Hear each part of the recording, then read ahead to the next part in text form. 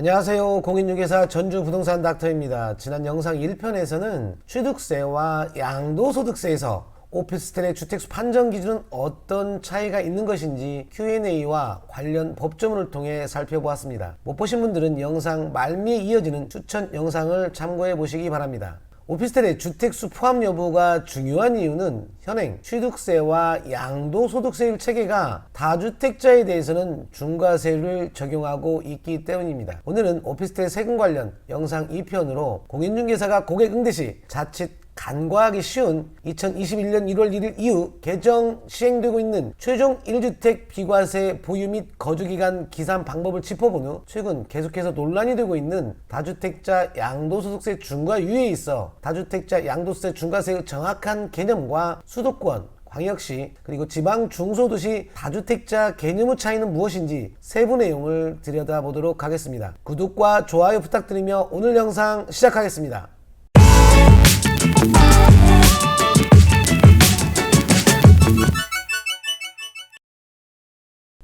우리가 오피스텔의 주택수 포함 여부에 관심을 가져야 하는 이유는 앞서 언급한 것처럼 21년 1월 1일 이후 최종 1주택의 직전주택을 과세로 양도한 경우 최종 1주택의 비과세를 받기 위한 보유기간의 기산일이 개정되었기 때문입니다. A주택과 세입자가 거주 중인 B오피스텔을 보유 중 주거용으로 사용하던 B오피스텔을 매각한 후 남은 A주택의 비과세를 받기 위한 보유기간의 기산일은 물론 일시적 2주택은 제외입니다. 양도소득세에 있어 오피스텔은 사실상 주거용으로 사용했다면 주택으로 간주된다고 했습니다. 이 질문의 취지는 2021년 1월 1일부터 최종 1주택 직전주택을 과세로 양도한 경우 비과세를 받기 위한 최종 1주택의 보유기간은 직전주택을 양도한 시점부터 다시 보유기간을 충족해야 한다라고 소득세법 시행령이 개정 시행 중에 있습니다. 따라서 21년 1월 1일 이후 주거용으로 사용 중이던 오피스텔을 과세로 양도한 경우에도 남은 최종 1주택의 비과세를 받기 위해서는 보유기간을 재기산해야 합니다. 만일 남은 최종 1주택 취득 당시 조정 대상 지역이었다면 보유기간뿐 아니라 거주기간도 최종 1주택이 된 시점부터 다시 기산해야 합니다. 최종 1주택 비과세 보유기간 계산 관련 소득세법 시행령 조문을 살펴보겠습니다. 제1항에 따른 보유기간의 계산은 법 제95조 4항에 따른다. 이 말의 의미는 자산의 보유기간은 취득일로부터 양도일까지로 하겠다. 다만 2주택 이상을 보유한 1세대가 1주택 외 주택을 모두 양도한 경우에는 양도 후 1주택을 보유한 날로부터 보유기간을 기산하겠다라고 규정하고 있습니다. 해당 조문은 2021년 1월 1일 이후부터 시행 중에 있습니다. 그런데 단서가 붙어 있습니다. 가로 안을 보면 일시적으로 2주택에 해당되는 경우 해당 주택은 제외하되 1주택 이상을 보유한 1세대가 1주택의 주택을 모두 양도한 후 신규 주택을 취득하여 일시적 2주택이 된 경우는 제외하지 않는다. 이 가로 안의 의미는 잠시 뒤에 살펴보도록 하겠습니다.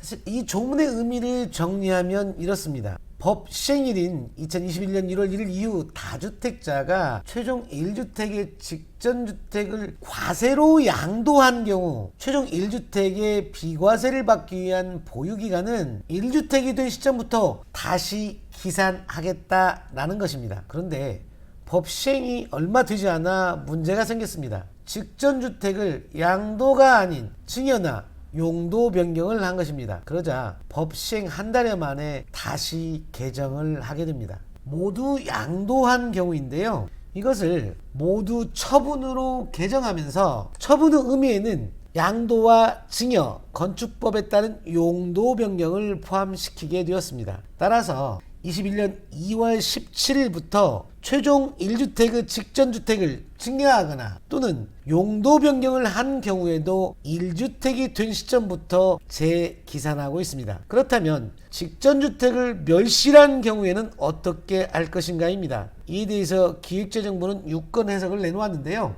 1세대 2주택자가 신규주택을 멸실한 후 종전주택을 양도한 경우 1세대 1주택 비과세 적용 시 보유기간은 종전주택 취득일, 즉 당초 취득일부터 기산하겠다는 것입니다. 따라서 직전주택을 멸실한 경우에는 남은 최종 1주택의 비과세를 받기 위해서는 재기산하는 것이 아니라 당초 취득일부터 기산하면 되는 것입니다.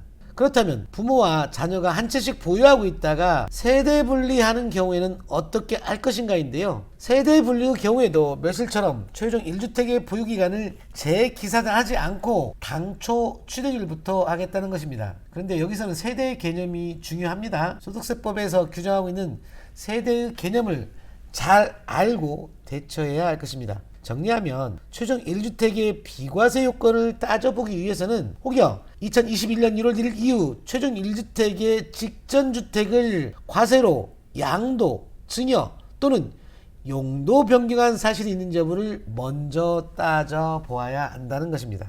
다음은 최종 1주택 비과세를 받기 위한 보유기간 계산 관련 법조문 중 일시적으로 2주택에 해당하는 경우 해당 2주택은 제외하되 라는 말의 의미와 2주택 이상을 보유한 세대가 1주택 외의 주택을 모두 처분한 후 신규 주택을 취득하여 일시적 2주택이 된 경우에는 제외하지 않는다 라는 가로 안의 말의 의미를 살펴보도록 하겠습니다. 먼저 일시적으로 2주택에 해당하는 경우 해당 2주택은 제외하되 이 말의 의미를 살펴보면요, 현행 1세대 1주택을 2년 이상 보유하게 되면 12억 원까지는 비과세를 해주고 있습니다. 그런데 종전주택을 취득한 후 1년 이상의 기간을 두고 신규 주택을 취득하여 1년 또는 3년 이내 일정 기간 내에 반드시 종전주택을 양도하게 되면 1세대 1주택으로 보아 비과세를 해주겠다는 것이 일시적 2주택입니다.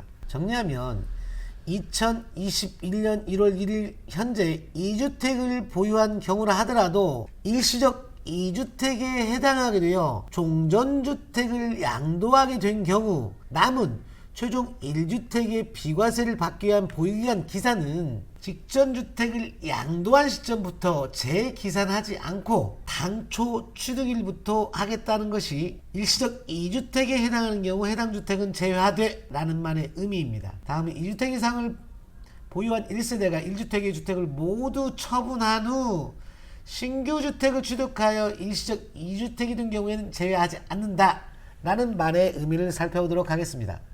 2021년 1월 1일 현재 2주택 이상을 보유한 경우로서 직전 양도주택이 과세된 경우 신규 주택을 취득하여 일시적 2주택에 해당되는 경우는 제외하지 않겠다는 의미인데요. 종전주택을 취득 후 1년 이상의 기간을 두고 신규 주택을 취득해서 2021년을 도과한 것은 이 사례와 똑같은데요. 다만 차이점이 있다면 종전주택을 양도한 것이 아니라 신규 주택을 양도한 케이스입니다. 매주택을 양도하게 되면 당연히 과세를 받게 됩니다. 신규 주택이기 때문에요. 이 경우 신규로 C주택을 취득해서 일시적 2주택이 된 경우 A주택을 양도할 때 A주택의 보유기간 기산일은 언제라는 것입니다. 21년 2월 1일 직전주택을 과세로 양도한 시점부터 재기산하겠다라는 것입니다. 결국은 제외하지 않겠다라는 말은 개정 규정을 따르겠다는 말의 의미고요.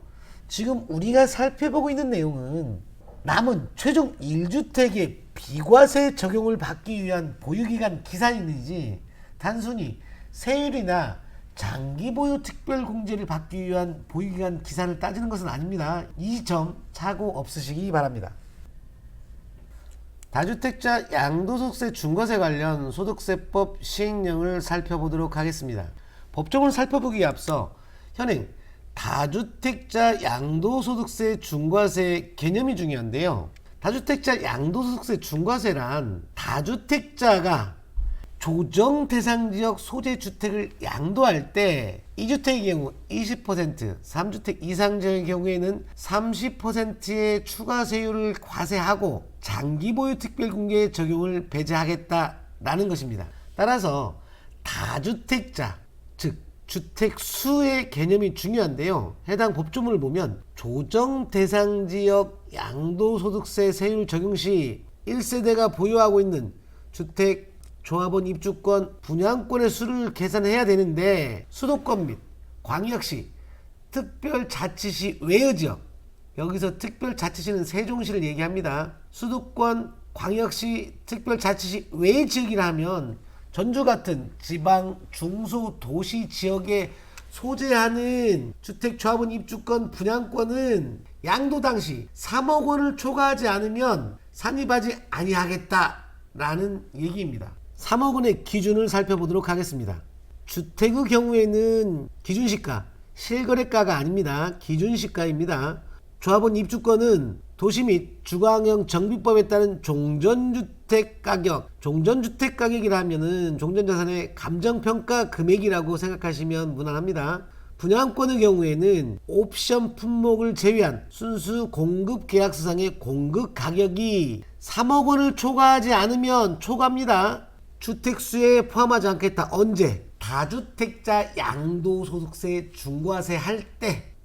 법조문을 들먹이면 괜히 머리부터 복잡해지고 좀 어렵게 느껴지는데요. 사례를 한번 살펴보도록 하겠습니다. 전주시의 경우에는 2020년 12월 18일부터 조정 대상 지역으로 지정이 됐고요.